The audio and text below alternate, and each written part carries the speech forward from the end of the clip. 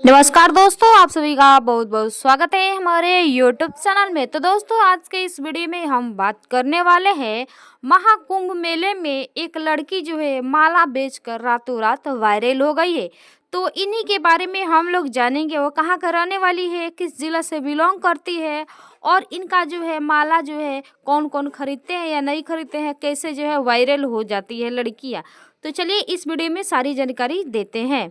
तो चलिए, ये इनका नाम जो है मोनालिसा है। जी हाँ, आपने सही सुना, इनका जो है नाम मोनालिसा है। ये जो है मध्य प्रदेश के रहने वाली है।